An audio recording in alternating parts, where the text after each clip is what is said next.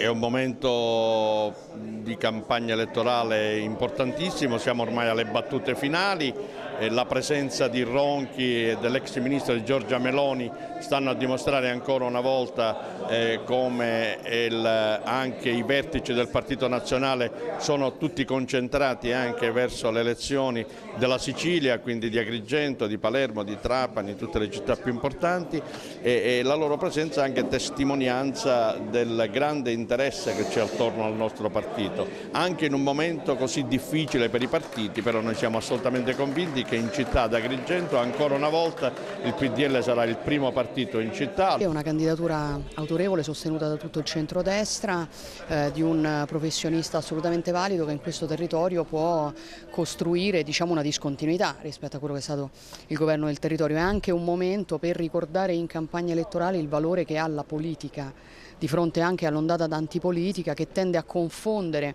anche una parte della classe politica che dovesse non essere all'altezza con lo strumento straordinario della politica, che è lo strumento con il quale ciascuno di noi può lasciare un segno del proprio passaggio. Allora questa alleanza tra la parte migliore e più bella della politica, tanti giovani, tante donne candidati nelle liste del centrodestra, e professionisti come l'avvocato Pennica che si mettono a disposizione della loro terra, può essere lo strumento dal quale ripartire anche per riannodare il rapporto tra la politica e gli italiani. Elezioni amministrative che rappresentano anche un test nel nostro territorio per il PDL?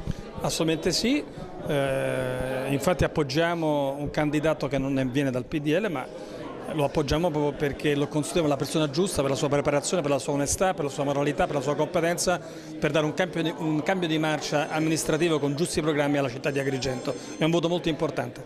La gente vuole sentirsi dire le cose che riguardano la giornata quotidiana, trasporti locali che arrivano tempestivamente, vuole che l'acqua arrivi quotidianamente, vuole che l'ospedale che è lontano possa avere un avamposto e un presidio dentro la città. Ci vorrebbe un punto territoriale di assistenza anche per garantire quelle emergenze che oggi debbono essere previste e fronteggiate distante, lontani dalla città. Mi riferisco ai disabili e agli anziani che in questo modo avrebbero un'opportunità. Vuole pagare le tasse in maniera giusta, ma vuole che tutti quanti paghino le tasse, quindi scovare gli evasori. Vuole che vi sia una tariffa chiara e definita sull'acqua. La gente vuole cose piccole, concrete.